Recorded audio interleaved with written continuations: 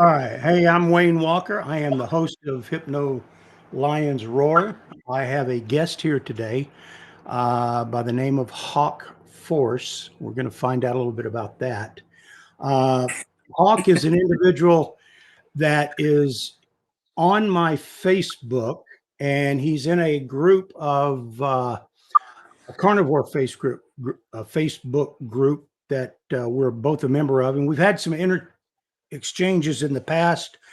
Uh, And I just, I kind of looked at it one day and I said, you know what? I need to get this guy on my podcast to find out what he's about. And I don't know anything about him. I'm not even sure I'm going to like him yet, but we'll see. And he may not like me, and that's fine. But Hawk, welcome. How are you doing today? I'm doing great, actually. Thank you for having me. I appreciate it. You're very welcome. You're very welcome. I'm actually looking at your Facebook page right now with that whole picture of you with that little uh, piece of I Soul don't know what Pack. you call it. It's There you called a go. soul. That's yeah. So it's like this must be an old picture because now you got a full bushy thing Yeah, there. Now, yeah, now are you follically challenged on the head or is it just something that you just shave? yeah. I knew I was going to go bald. My father was, and he went pretty thin at a younger age, and so I knew it was coming. And I was tattooing a guy from the Miami Dolphins, one of their players, and someone took a picture, and I was like this, and you could see through it. And I knew I wasn't going to be a comb over or anything. When it came, I shaved it. Okay. Well, all right. Well, so you embrace the Oh yeah, dome. yep. Oh, good for you. All right. So Hawk Force. And now is that your name or is that just what is No, that? my name's Manuel Elias Hernandez. Okay. I understand why you got up by Hawk Force now. So uh now in looking at your Facebook page, you're from what, Puerto Rico? Yes, I am. Okay. Now how long have you been here in the on the 48? Um, I think I was 5 when I came here. I Oh, have so you 6 brothers and 4 okay. sisters. So you've been here for a while. Okay. Oh yeah. All right. So tell me a little bit about where you're from, how long you've been here. I mean, just give me some background. Who are you? I'm Puerto Rican. My mom's at Ford from Michigan, and she was in nursing school, I think. And my dad, he's a psychiatrist, and that's how they met. Anyways, he took her back to Puerto Rico and had made a lot of babies, and then he got a job in South Carolina, in Columbia, at the state hospital. And we lived there for a while. And we came down to Florida when it snowed that year in Florida, in South Florida. I think that was 73 or 79, something like that. And we moved there into Plantation, a suburb of Fort Lauderdale. And we lived there for, I don't know, 20 something years. Went to school there, the whole deal. Um, it was kind of wild times. Um, so I had a tattoo shop there in Fort Lauderdale, and a redhead came in the shop as I was about to close and got a tattoo. And so that began the next 20 something years of crazy. We moved to Texas. She had family here. And so I've been in Texas probably 25 years. All right. So now, do you consider yourself a Texan now? Absolutely. There you go. Absolutely. Okay. All right. So, so you moved here, tattooed. What do you do now? Are you still tattooing, or what are you doing? I've done a little of everything. I get crazy about the certain subjects and I immerse myself in it. I don't know. Some people call it passion or something like that. But I'm self-taught in a lot of things: marine mechanics, AC. I do turning with a lathe, wood bowls and stuff like that.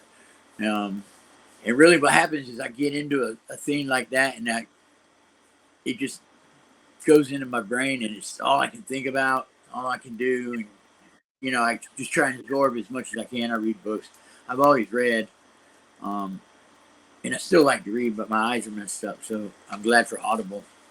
Okay. Um, but yeah, I teach myself mostly, and then I'll try and find somebody that's open to giving me pointers. And Okay. I went to welding school here in Texas, down in Houston, and learned to weld.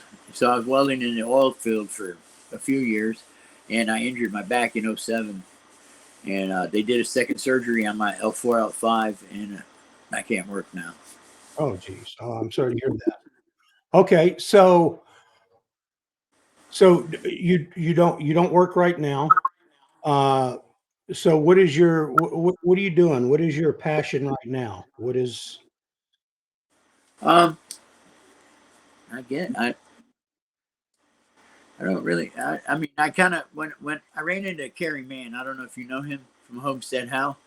Um, Oh, yeah, Kerry, yeah, yeah, yeah.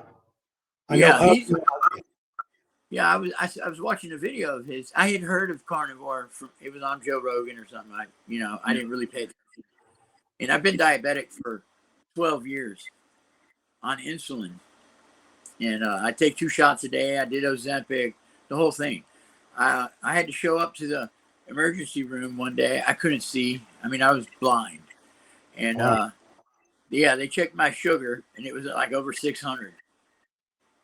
Now, regular glucose meter you get at home, it won't tell you you're 600. It'll just say high, you're high, but it's off the rate, you know. And Right. so that's when I got on insulin. And I mean, I was blind.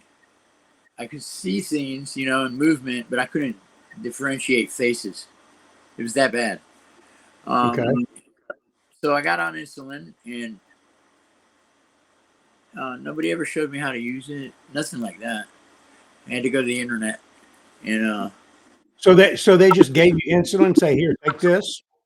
uh and it Wow. was Okay. $100 a lot for prescription, right? Um, Biden talks about getting us insulin at a good deal, $35, right? You go over the counter at Walmart for 24.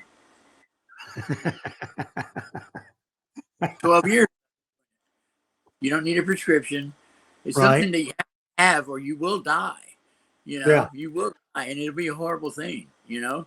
So you can go over there and you can get it over the counter, $24, and just give yourself shots. Now, the American Diabetes Association, they'll tell you that just stay on top of your medication, you'll be fine. In fact, here, come and check out our recipes, all the carbs and sugars and stuff that we tell you to use.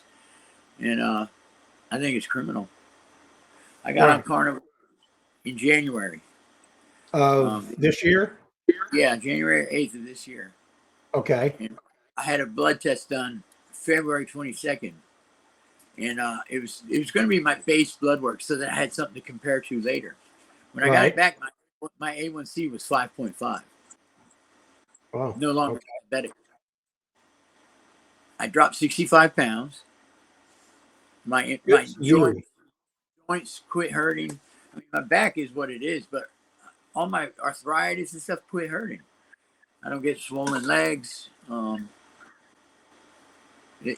really, I find new things still, 10 months into it, Right. um, that I notice, oh, wow. Like the depression. I've been depressed and bipolar my whole life. And I think it's part of it's PTSD, but um, Kerry was talking about his depression and anxiety going away, and I was thinking, oh, wow, you're right.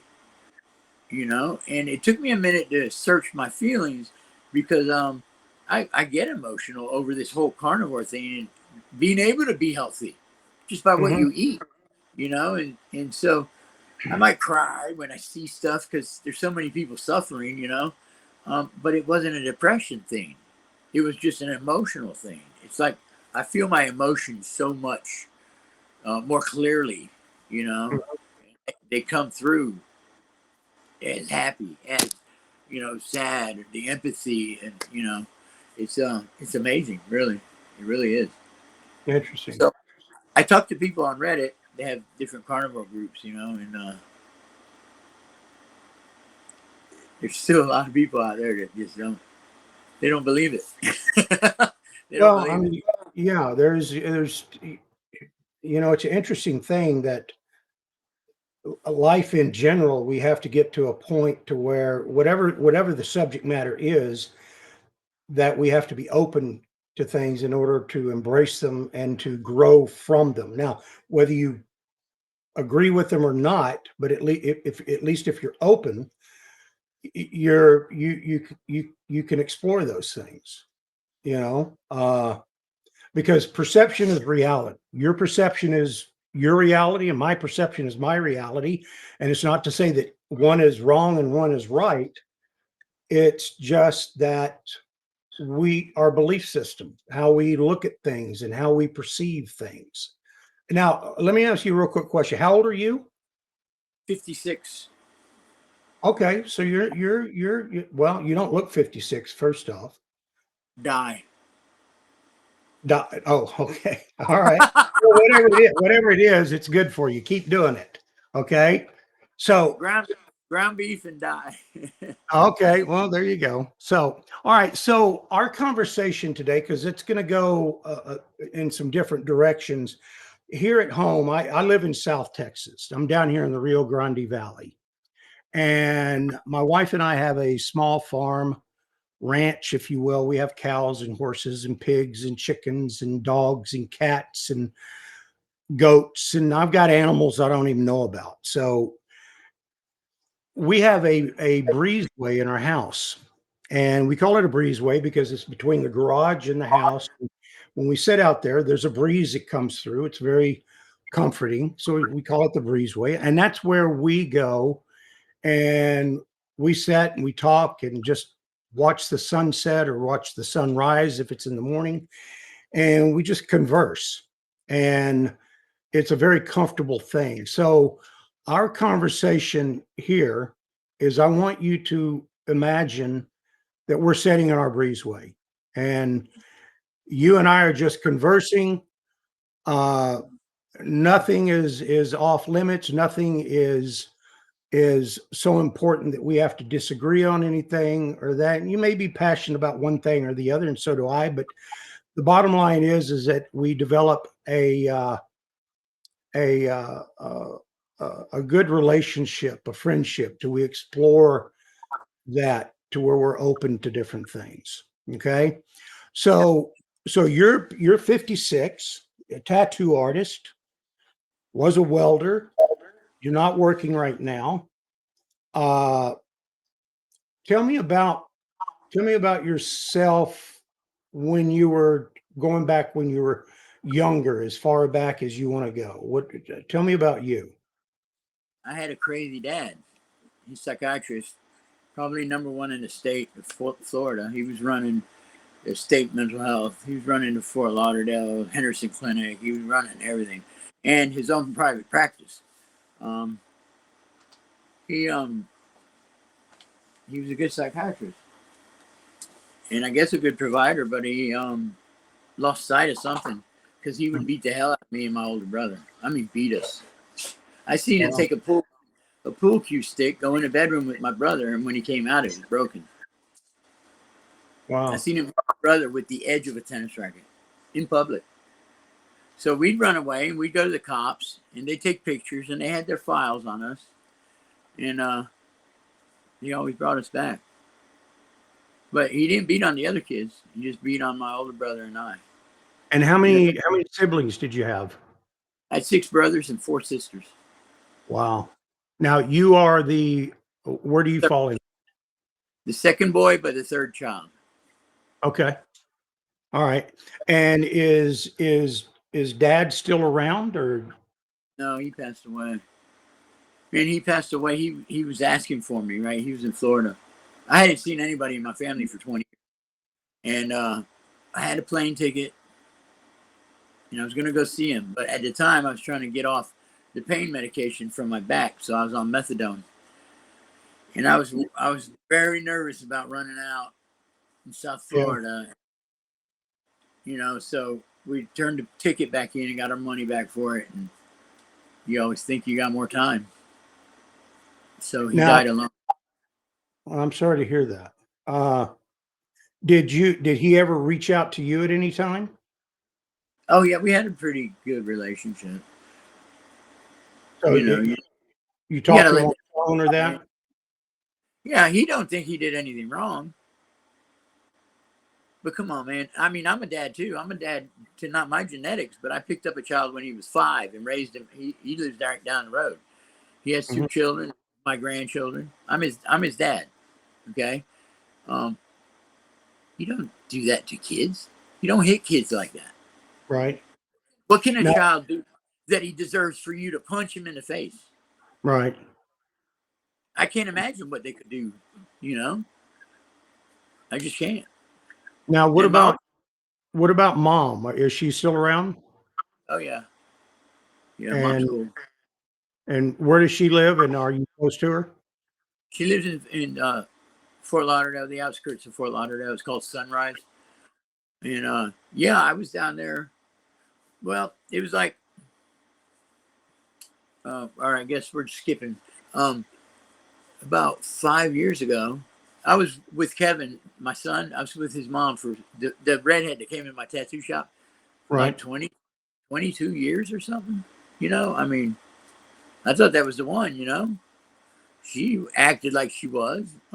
We went through a lot, you know, and got off the pain medication and stuff, and then I caught her cheating. Oh, okay. She was leaving here and going to see her friend or her cousin in Tampa, Florida, and it wasn't her friend or cousin; it was Right. some guy. And I was in a bad way at the time. My leg would swell up so bad. Every step I took, it felt like my toes were going to explode out like hamburger. Mm. It was bad. I had huge blisters. Um, it was bad, painful. And she would dress the wounds and wrap my leg and stuff. And I don't know. I really needed her, you know. And I kind of can understand why she didn't want to be around. I mean, who wants to take care of a dude, you know, like that, you know? And so she left flat. And yeah, the neighborhood we lived in, nobody had ever been in my house. Nobody. And after she left, I had to get that house packed into a trailer and stuff and move everything. And people came in and saw everything I owned, and they were like, "Holy shit! I didn't know you had this stuff." I was a welder. I had my own welding rig. I had, you know, all kinds of welding machines, all the equipment that goes with welding, um, anything, anything I was into. I collected all the paraphernalia that went along with it. You know, tools. I mean, everything. Um, and then my friends helped themselves to my stuff. You know, and so I kept a lot of it. And my son came down and got me. The whole RV park got flooded. I mean, it came 3 feet up inside the RV. Yeah. And I ended up deciding I packed everything in the RV and took it to a friend's house. And the other stuff I put on the trailer and was taking it down to Florida. I was going to go see my mom. In the meantime, I was going to help this guy in Okeechobee. He had to go to jail, and I had to watch his place while he turned himself in. And when he got back out, he shot me and kept my shit. I'm sorry. You say again. He shot you. Okay. His name's Billy Wood. He's not. He's a goner now, but yeah, he kept. I had a YZ250 for my son that my dad bought me. Yeah, here's my dad's last thing, right? In his will. None of the kids get any money, but my older brother and I, we get our own funeral paid for.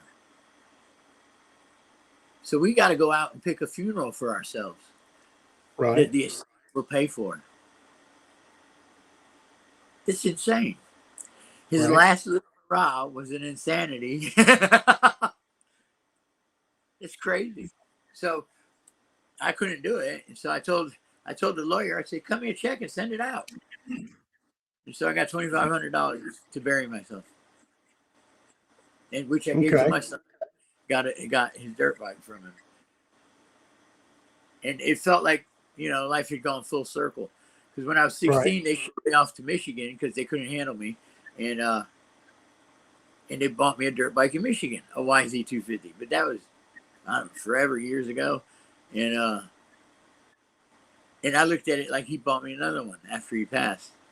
Right. But Billy shot me and took it. He took my welding machine. He took my everything I owned.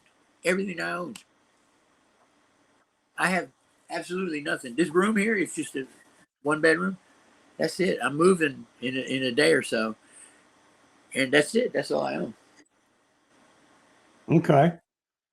All right. So you had a very interesting uh, upbringing, for Oh, lack of a better word.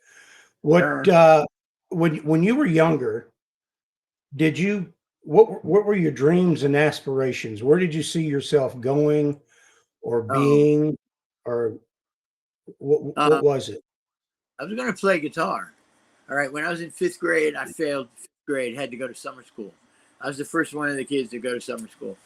So my mom and dad said, if you pass and you go to middle school, we'll buy you a guitar and pay for your lessons. I said, awesome. And I did.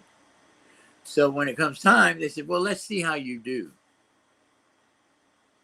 in So this they next. reneged on it. Of course. But they were good at that, you know. They were good at that. So by then I was reading, you know. I was reading a lot. I was reading Zane Grey, Louis L'Amour. I mean, you name it. I was All right. reading it. And so that was my escape. Was in there, you know. During the summer, it was so hot. I would ride the 36 bus. We would go down to the beach and then all the way back, and I'd just ride the bus because it was AC, and I'd read books. Or I'd sit in a library somewhere and read books. There was a secondhand bookstore that I'd go in there and get 3 books and read them. And within 4 days, I'd be bringing them back and trading them for credit on more books. And so that's kind of where I went, was in my head. As far as what I would do, I always figured I'd be in the Army, you know.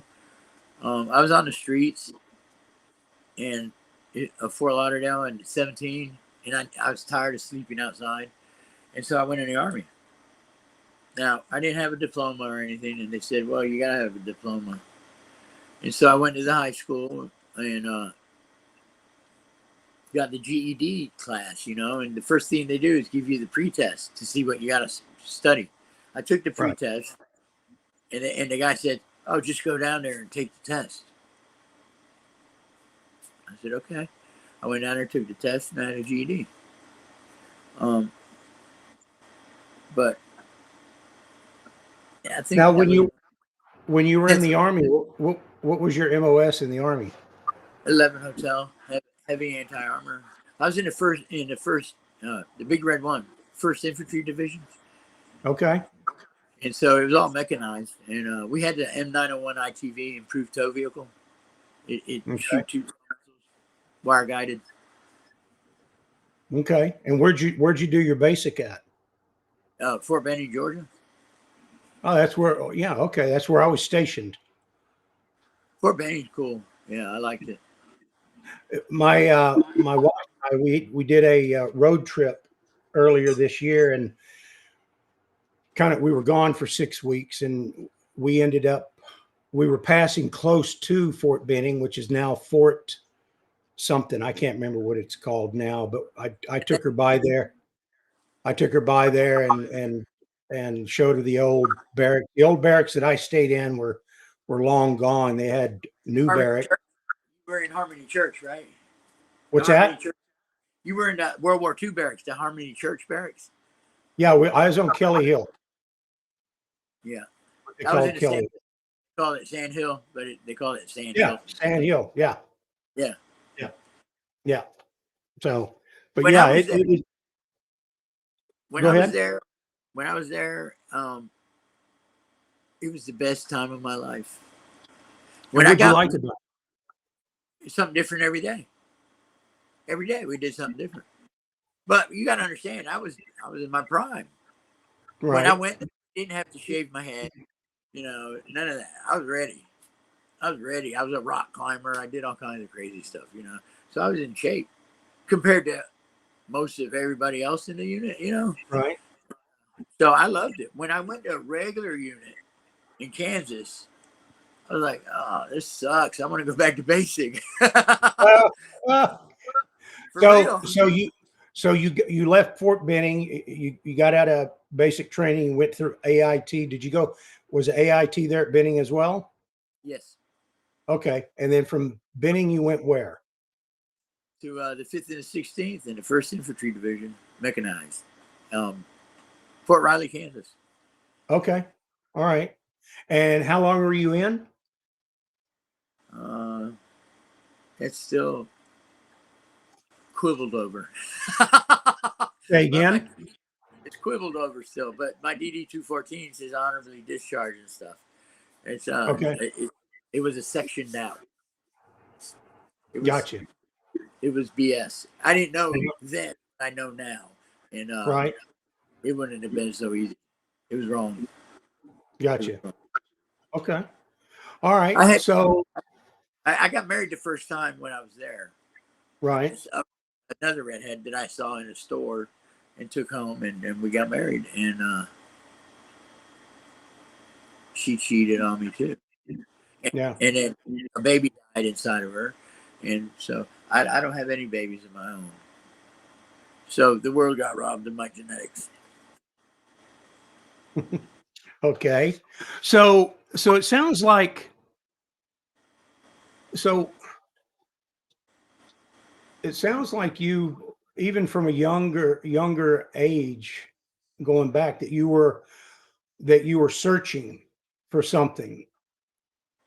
Uh, if you had to put your finger on it of what you were searching for, what would you say it would be? Somewhere I belong. Okay. And how would you know that you arrived there? I don't know. I haven't arrived. Okay. All right. And do you feel that you're still searching? No, I probably gave up. You gave up. Okay. So, all right. So you gave up. Check it out. I sit here with my dog. What kind of And dog do you have? she's a husky lab or a retriever and a pit. She's a 100-pound lover. Okay. I can go. We can go over a week without speaking to another human. Yeah. And Messed up. is that by choice or by circumstance? Some circumstance, I guess. I don't drive or anything, and in fact, I have a couple that live under this roof. They're roommates. I guess I rent from them. Like I said, I can go over a week and not talk to another human. I'll hear them walk through. Right. I just keep myself busy. You know how people throw their garbage out by the swale, and then the truck will come pick it up. I Right. collect lawnmowers and stuff out of those piles and get them running and give them away. So, what do you, I mean, have you just given up in terms of what you want or how you, What I want, I would like to have another significant other, right? pretty alone. Right. I know that um, as social creatures that humans are, I know if you deny close contact with others, that it's not good. Right. Now, do you think that, are you the type well, let me say, how do I ask this? Are you do you see yourself as someone that another person wants to be around? Oh, absolutely. And why is that? How do you know that? Because I'm a giving, open, caring person. I'm probably too much empathy. I'm the kind of person that gets screwed over and just, oh well. Yeah. Okay. Yeah, but I go on these. Yeah, my contact with the outside world is always social media. Right. And so I'm probably a little intense for him because like I'll type out a whole a whole bunch. I get on Yeah, the trust roll. me, I know that you and I have exchanged a couple of things, and it's like, I would take some of the stuff you come up with. I'd go to my wife and say, "You got to read this thing," you know. So but you know what? The interesting thing is with people is one, nothing anybody comes up with or anything that anyone does, nothing surprises me. And people do what they do based on circumstance, based on where they're at. And it goes back again to that perception of their perception is reality. And I don't get all lost in that whole minutia and I don't take things personally because it's not personal. People wake up in the morning, they're not waking up in the morning looking for ways to piss you off. They're looking at ways to, how do I survive the day? What am I going to do today? How do I feel good about me today? And from you looking in from the outside, you have no idea what has caused this or that. There you go, right there. I try and pass that on to my son because he gets mad in traffic and stuff. And I said, you have no idea what that person's going through or has just gone through or has been going through all week. You have no idea. You can't, And how long did it take? How long did it take for you to learn that? Um, to live it or learn it? To learn it. To learn it. I had it figured out probably in my 30s. Okay. Now, do you before before your 30s, in your 30s and going back, do you think that, or did you feel that maybe that you were your own worst enemy at times? Oh, I know. I still am. Okay. Yeah. So how would you think, if you say you still are, how would you how would you how would you come to the conclusion, or how do you think you could learn not to be your own worst enemy? What would have to happen? Yeah, I'm working on that. See, this situation I'm in now, I had to learn how to be alone. I've never been alone in my life. Well, when I was a kid on the streets, that was different. But since I turned 18, I was never alone. I'd get married. If that didn't work, I'd get married again. Um, I was married when I met this last one. So, Well, and that's why I asked earlier of what you were looking for. So I'm, what I'm I started getting healthy in November of last year because right, I wasn't suicidal, but I had suicidal ideations. But it wasn't that I would kill myself. I just wouldn't mind if you killed me, whether it be hit me with a car, you shoot at me, whatever, right, And so I didn't care, And then my son moved me in with him, like a year and a half, 2 years ago, and I don't know, something changed, and so probably some videos I watched, and these doctors were talking about certain supplements that help this or that, and I've been not very good to my body for years, and there's some things in there I don't want to look at. right. Not yet. Not till the experiment's done. And so if you could see over here, you'd see I don't know, hundreds of dollars worth of supplements. I Right. take I've cut back now that I'm a carnivore. Right. But before I was carnivore, oh my God, I was taking a lot. And so it started with K2, D3, and nattokinase because I'm Okay. worried my vascular, getting clogged up, and then niacin came on after that, Yeah. and then whew, the list. is unreal. So now what I take now every day, I take K2, D3, nattokinase, P5P, a few different B vitamins, and benfotiamine. You know, that's a Okay. certain also. But see how I got crooked eyes and I didn't neuropathy. notice that.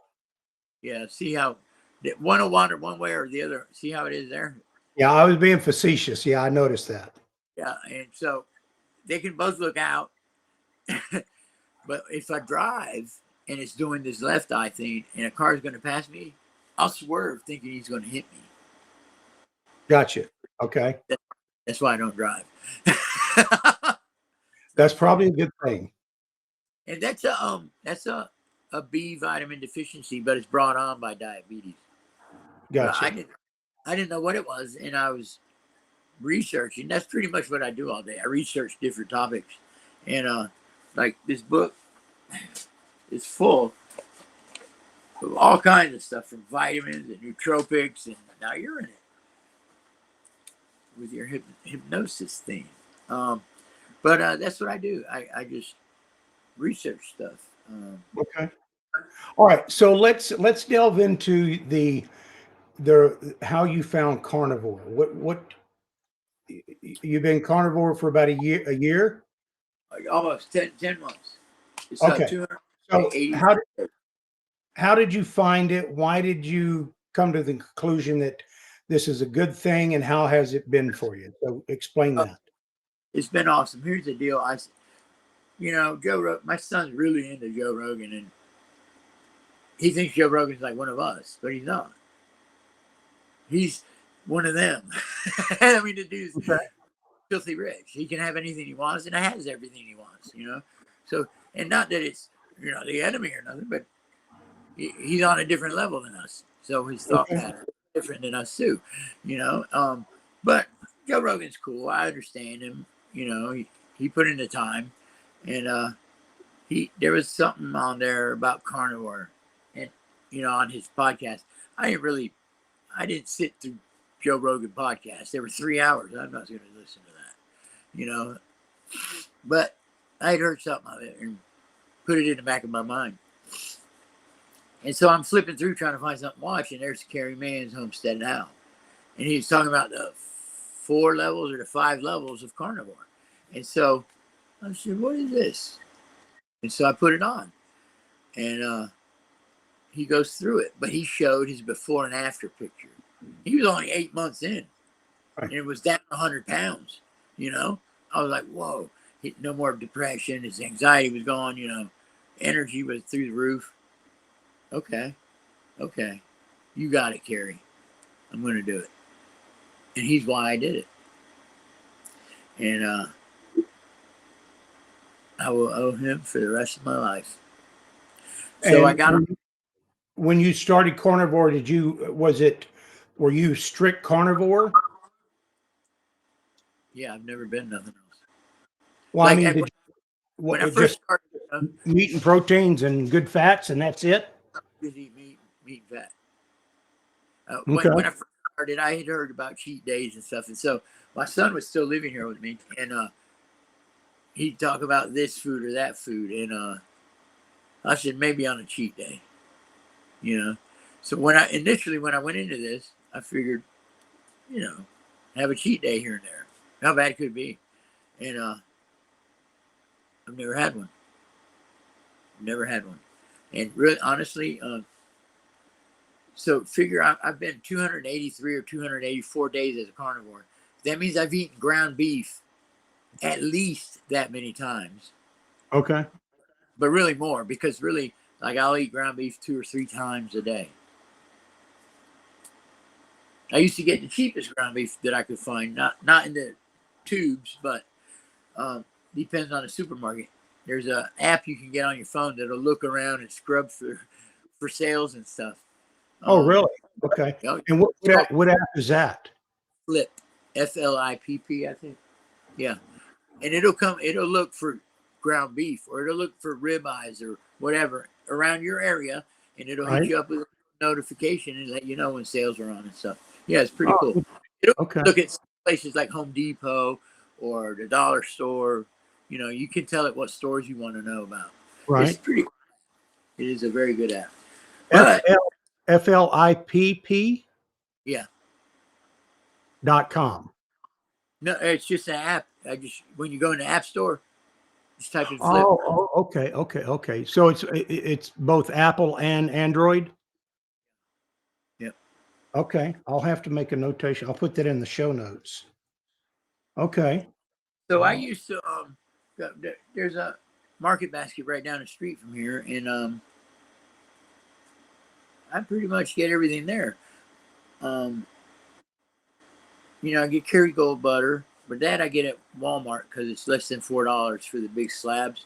right. Um, but down there, I was getting ground beef for like $3, sometimes under $3 a pound.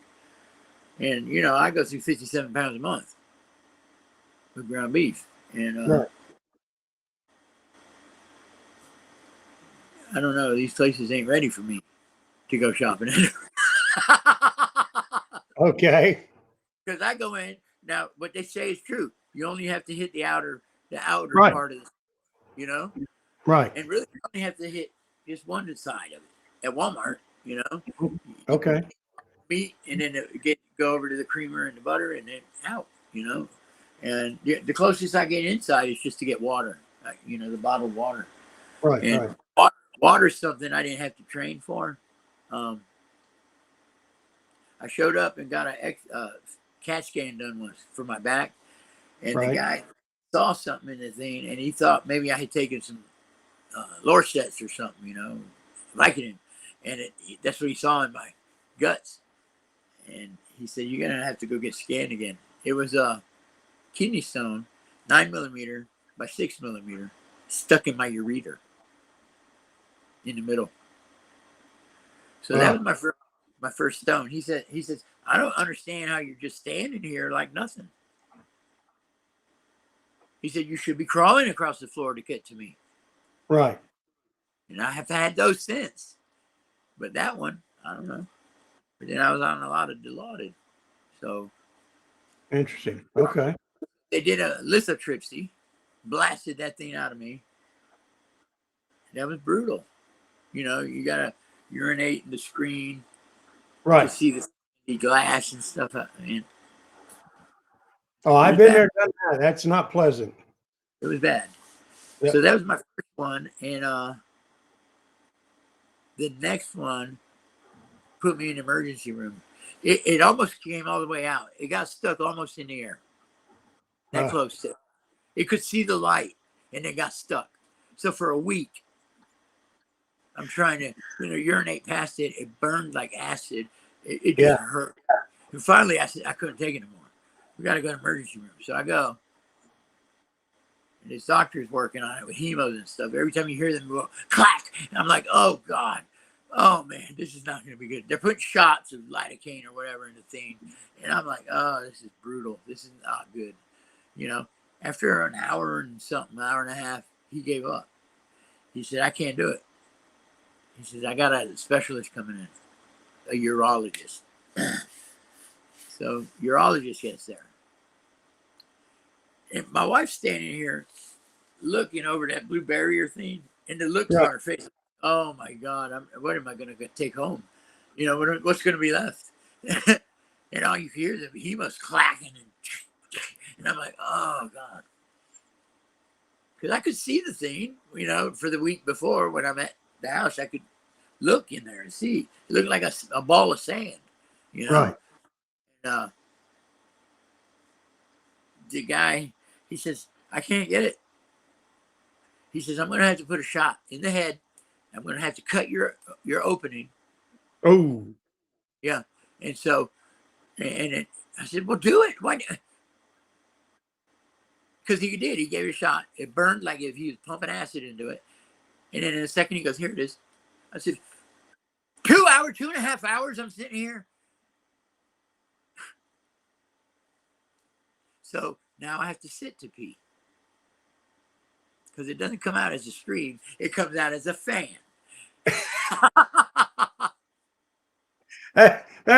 Okay. Yeah. I'm sorry, I shouldn't be laughing at that, but It's that's funny funny. though. That's funny. Oh Yeah, my so gosh. if I'm going to stand and pee, I have to be outside, but I got to be careful that I don't spray it all over me, you know? Okay. So, Yeah. because of, I've always drank water. Always drank water. I don't drink sodas, don't drink tea, none of that. Right. Always Right. water, because you need more water in there to flush that stuff out. Now, do you drink electrolytes? Oh, yes. I take potassium, magnesium, and salt. Okay. I take it in pills. Gotcha. Um, Okay. I've got some of these, keto chow electrolyte drops, but Yeah. they work. That's the Ken Berry, Dr. Ken Berry. Dr. Mary. Yeah. You Yeah. know, and I don't know. My water, I like my water. I don't Yeah. think it's funny. I mean, I drink lots of water, but I didn't know about certain things like you got to have magnesium to pump it in and out of the cells, Right. things like that. I learned a lot about hydration. I used to Right. get bad, bad, but then I used to sweat. I was on so much painkillers, I used to sweat like a pig, Um, but I've been off them things for over 5 years, and Gotcha. I was on them for 15, and it wasn't like I was, going down the street and buying them from somebody. My doctor was prescribing them, and a lot of them, I used them. Every Right. one he said, and then when you realize that you're addicted and you and you get really sick when you don't have them, you get tired of being sick and tired. You get sick and Right. tired of being sick and tired, and Okay.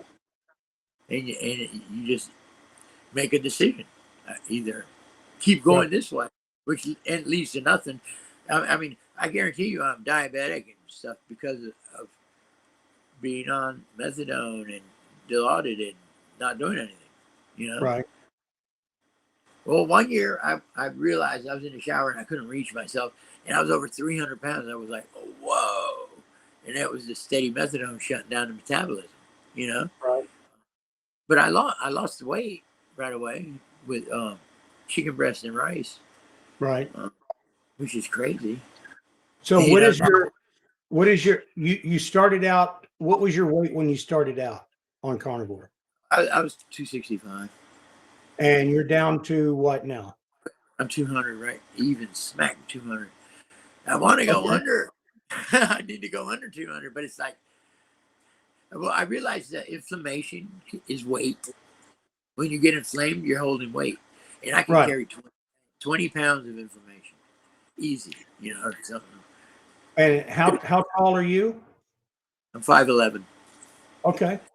I've All right. carried 250 my whole life, but I was a strong person when I was Right. 18, 19. I was in the gym. I lived in the gym. So I was Hmm. huge. People always looked at me funny, like I was a big bear or something. They were always scared of me. Right. And they didn't know me. They see me in a store and they were scared of that dude. And then if they talked to me, they were like, oh my gosh, I don't even know why I was scared.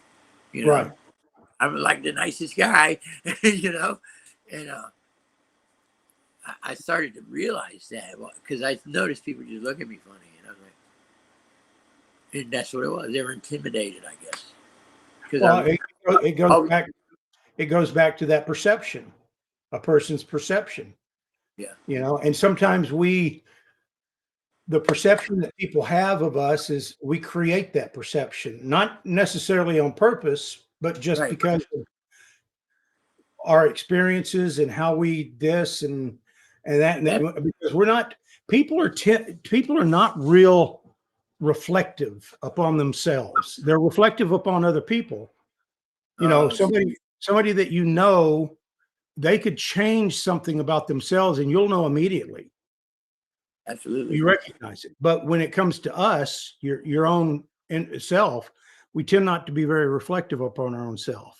Oh, I do. And, you know, so that's part of what I try to work with people on in what I do is being reflective and uh, looking at the self.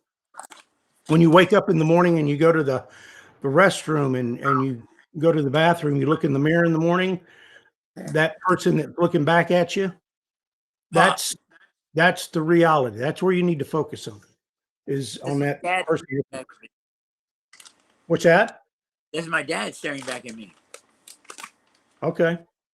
If I showed you my license picture and a picture of my dad, you'd say that's the same person. Right. No, my Did dad didn't have black did hair, but let me ask you something about your dad. How did you feel about your dad? I loved him. He Why? quit hitting everybody when I was 16. He what?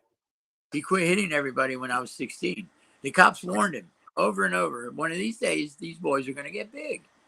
Right. And they'll be like a cat that you corner. And they're going to come at you. And that happened when I was 16. And then he didn't hit no more kids. People Okay. hate me when they hear about me put my hands on my dad. They hate Mhm. that. I can't believe you did that to your dad. What are you talking about? For years, he beat the hell out of me. He didn't spank me. He beat the hell out of me. Right. There's a difference. Spanking is one thing, and I Right. believe spanking should come back. I spanked my son, but it was with my hand and never more than 3 swats. Right. Never. And then I sit down and we talk about why that happened.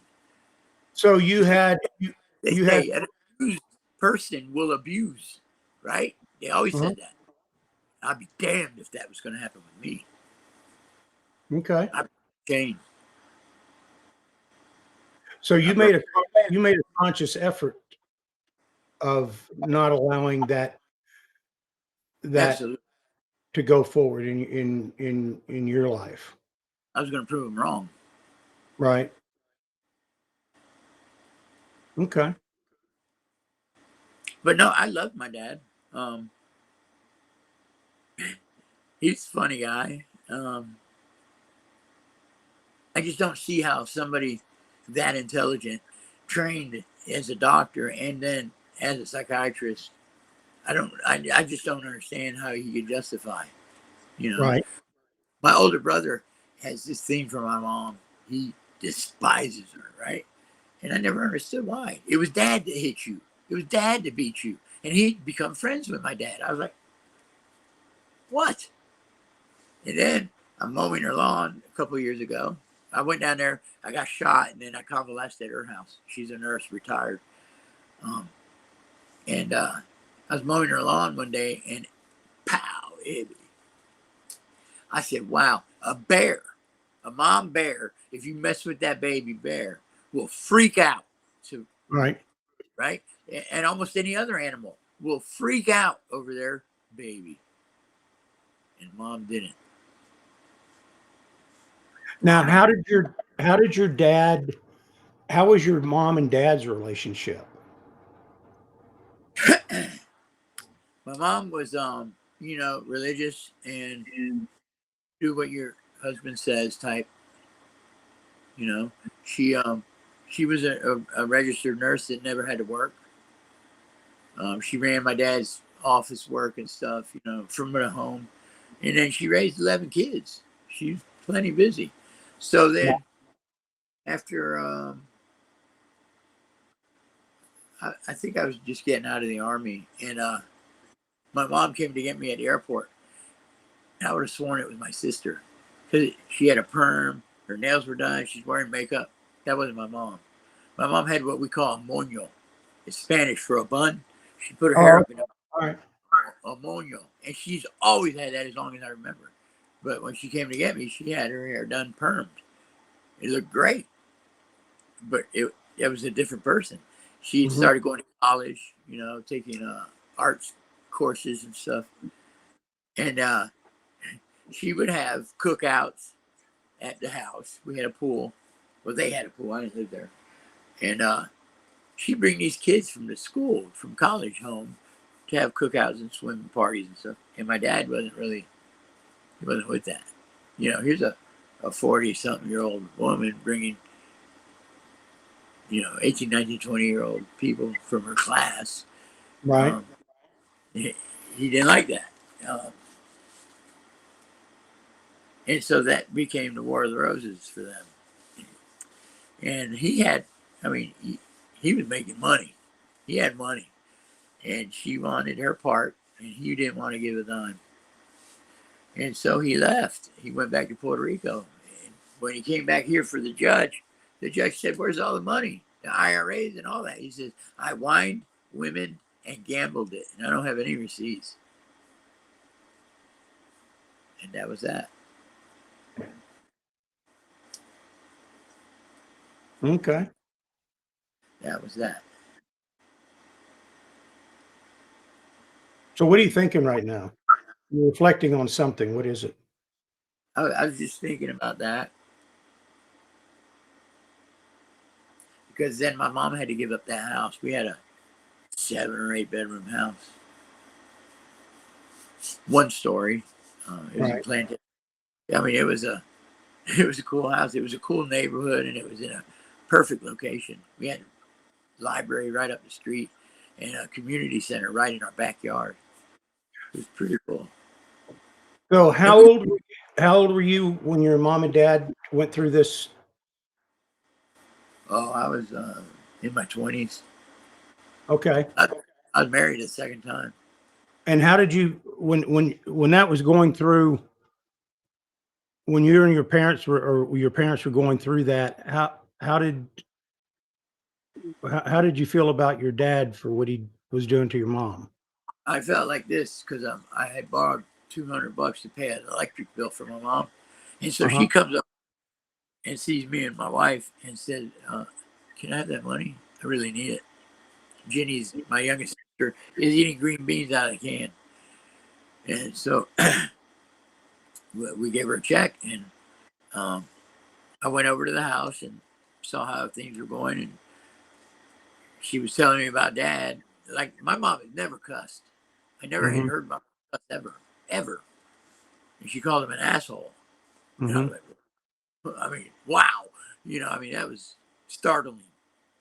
I knew that was some serious stuff going on. And so I went home that night and I called my dad in Puerto Rico and I said, "What is going on? I just had to give mom $200." And he just talked smack. And I said, "You know what? I ought to come down there and kick you in the head." Okay. And so I hung up. And the next morning, as he wakes his groggy, sleeping off a drunk, and looked up and I'm blocking the light in the doorway, he like to shit himself. He didn't expect that at all. He was Yeah. scared. He was weird though. He was weird. So he thought I was down there as a spy for my mom. Right. Yeah. So so you said that when I asked you about your dad earlier, you said that you loved your dad. Yeah. So how did you deal with those feelings and the way that he treated your mom and how that and then On that trip was when I came to terms with it. Um, Now this is a crazy ass old man. Okay, we're going down the highway. We're following him in the rental car. He's driving a Cadillac that we shipped over for him that he painted gold, the gaudiest looking thing, but it was a custom Cadillac. There's only one like it, and we're going down the highway following him. Then he'll pull over to the side, get out of the car, come over to our window, and go, "Follow me." He did it like 3 times. I'm like, "What the? This dude's losing it." And so he took us out to dinner and had drinks.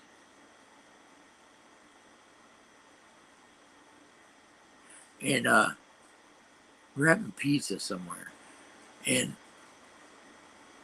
we kind of just, I asked him about doing what he did. I said, if you did that today, you'd be in jail, don't you? Because he would be. You don't hit children like that. And now with the internet and all that, oh my gosh, it would have gone viral, and that dude would have been in jail. I don't care how rich he thinks he is. And his thing to me was, He never apologized. He just said, "Hey, what do we know about raising kids? What do you know about raising kids? You only know what you've seen us do. Where do Right. you think I learned? From my dad." Yeah. And Yeah. When kids come into this world, they don't pop out with instruction manuals. no manual, no manual. Yeah, no manual. And so he did get me thinking, and I thought, well, that's right. And maybe I expected too much of him, you know? Maybe he was a smart dude. He was in medical school 16, 17 years old in Right. Madrid, Spain, you know? And So have you forgiven him? well, look, if I was able to go back and not go through that again, do you think I would? I don't know. No, hell no, I wouldn't. You don't you don't realize that what's left of me right now, and I'm a lot less than I was, but I was something. Right. The strength I carried from that trauma Hmm. that made me, forged me into what I am. You know, what else would do that Okay. All for right. me? So back to my question. Have you forgiven him? Uh,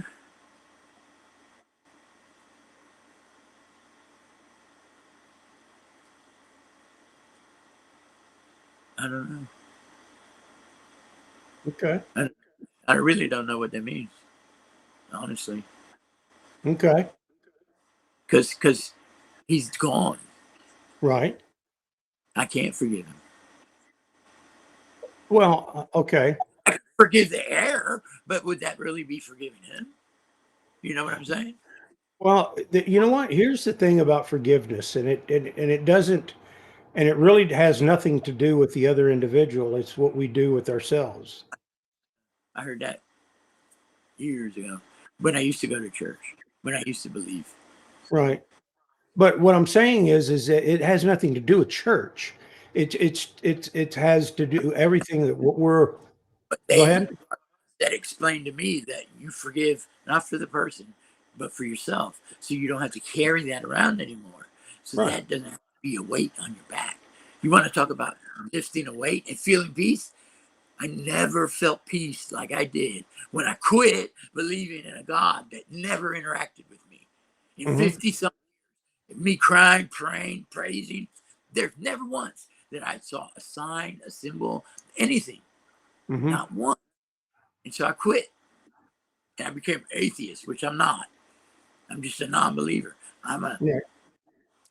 Well, you know what? Here, with what I do as a hypnotist, hypnotherapist, is people will come to me and they'll say, Wayne, I've got this challenge, or I've got this anxiety or depression or this or whatever it is. They bring it to me and they say, this is my problem. And I go, okay, I believe you, because I don't know you. I'm just going to take you at face value at this time.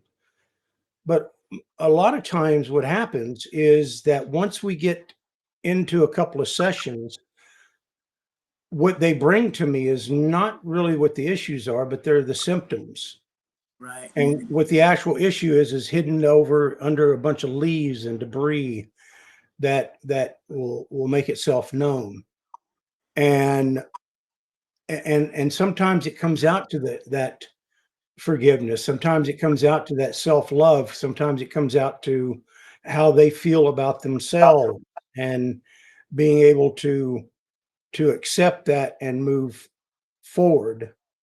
Uh, and it has nothing, well, it does, and it does, you know what? It has nothing, it has nothing to do with being, well, let's broach this subject. You brought it up. You said you're not an atheist, you're just a non-believer.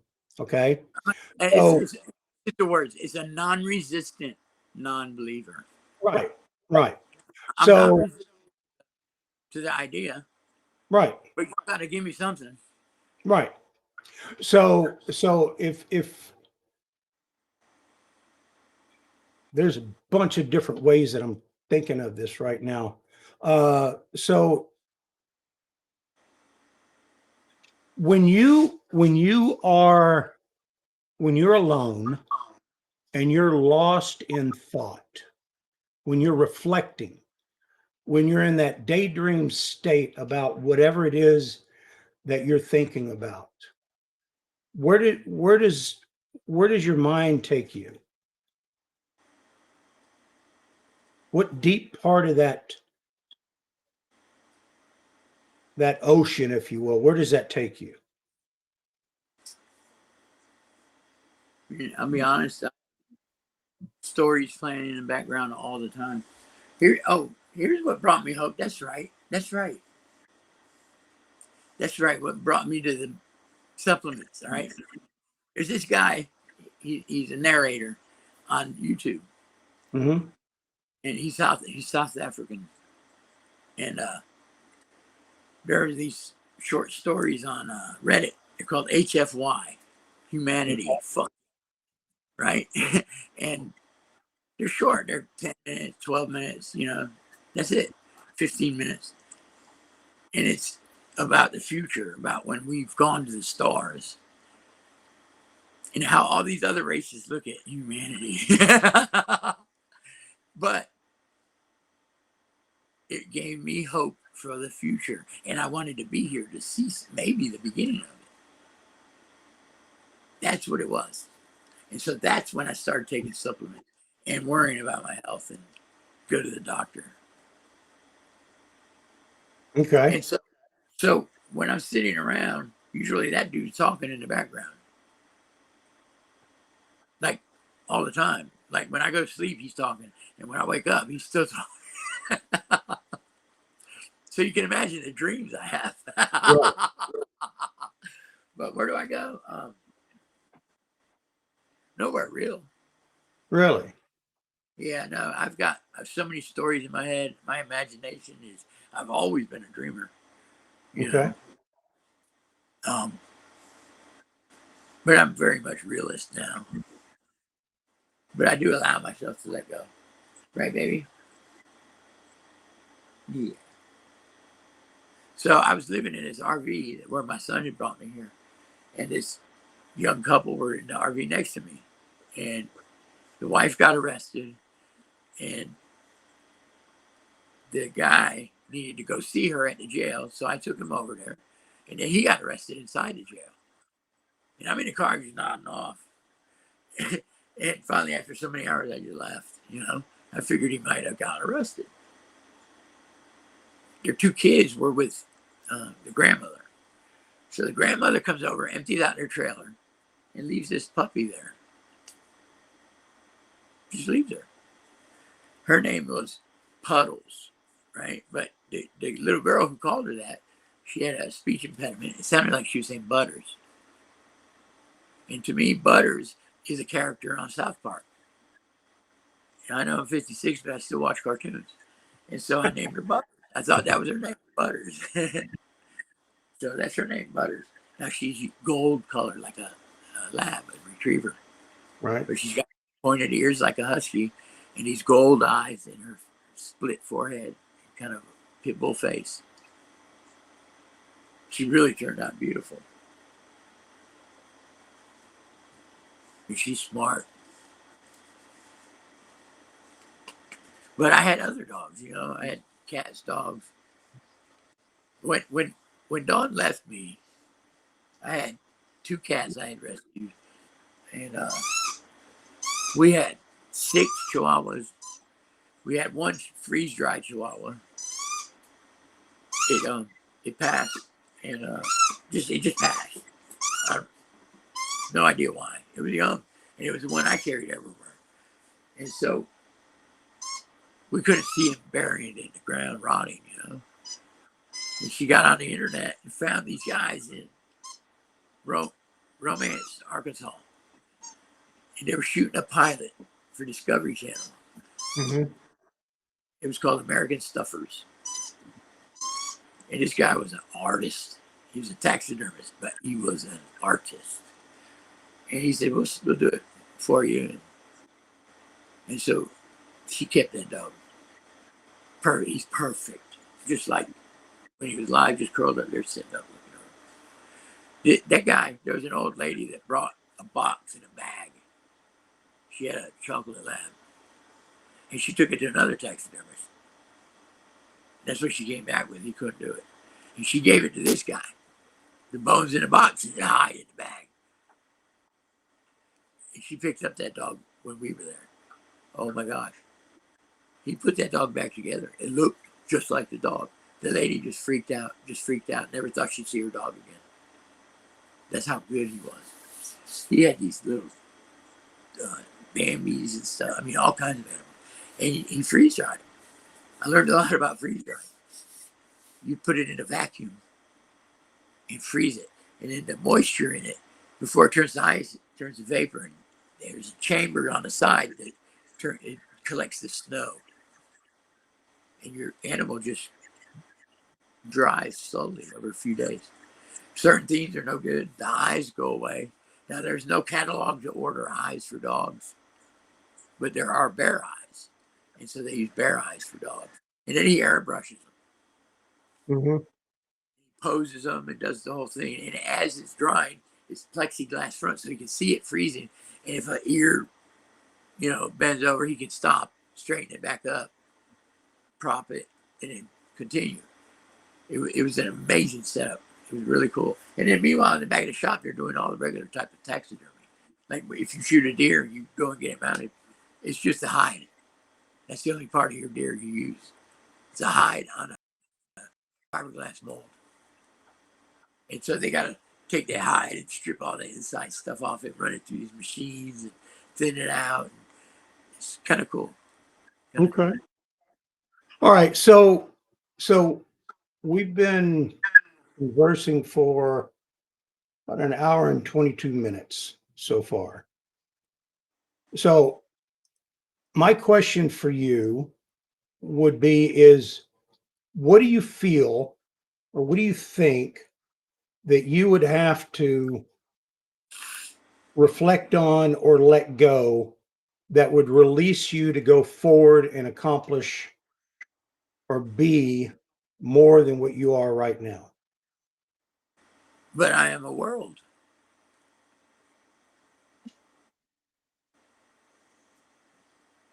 Okay, and what does that mean? There's a lot in here. A lot. I got a new doctor.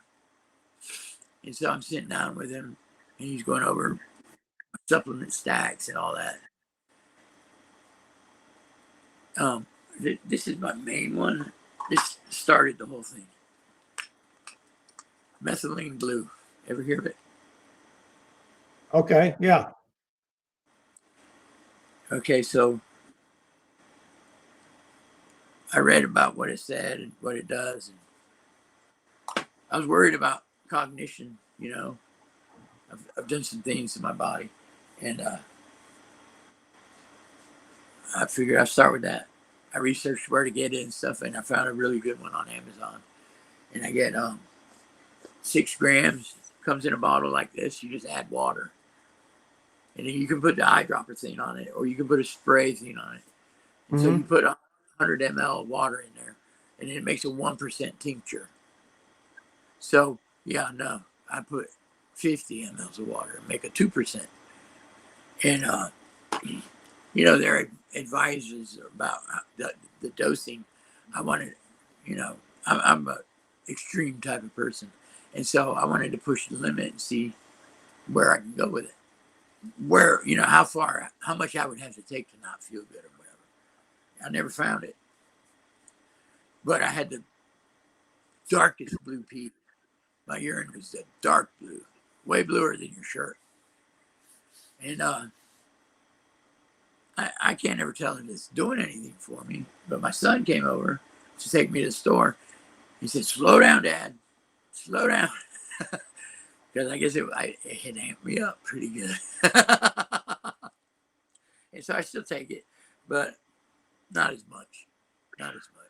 So one of the things that you had text me before we got on here is that your desire to help people. Yeah, see, that's what the doctor, when I was in there, and he'd say, what are you taking? And I started with that because he does IVs of this in the clinic. And so I tell him what I'm taking, and then I give him the list of reasons. And it was a substantial list of supplements. He says, what are you doing with your time? Mm-hmm. I said, what do you mean? I said, oh, man, what do you mean, what do I do? He says, but you have so much knowledge. And it was just one subject.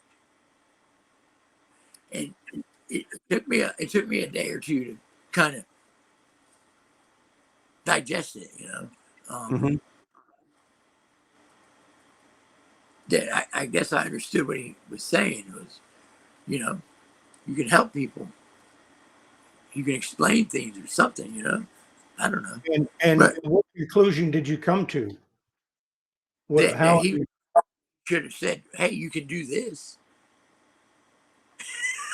Hey, look, you could do this, or you could do this, or you could do this.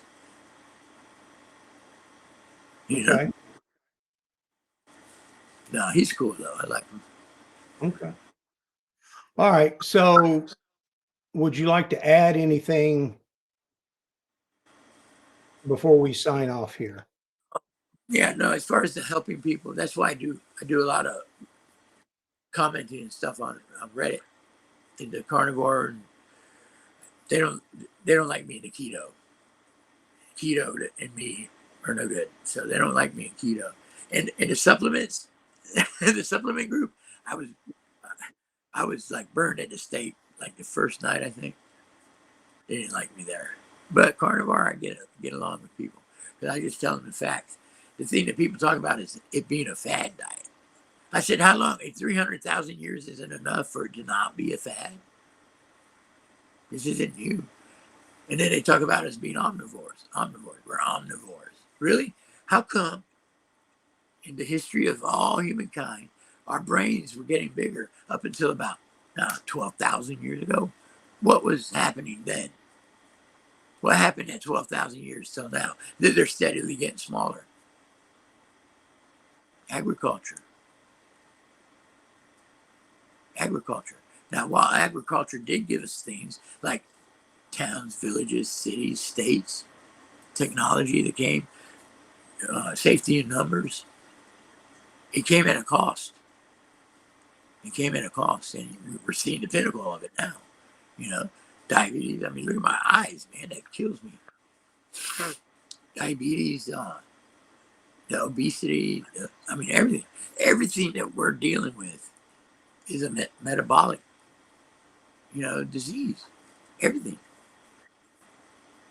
Okay. This that's what turned me on to methylene blue. It's that it's an electron donor for the mitochondria, and so once I heard about mitochondria, then that of course led down that rabbit hole.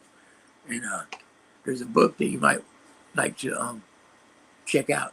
It's called Brain Energy. Brain Energy by Christopher. He's an MD. I don't have his last name, but it's called Brain Energy. They have it on Amazon. It was on Audible for free till the 25th. And so I told everybody I could because he talks about depression, anxiety, schizophrenia, all those types of mental disorders that psychiatrists deal with.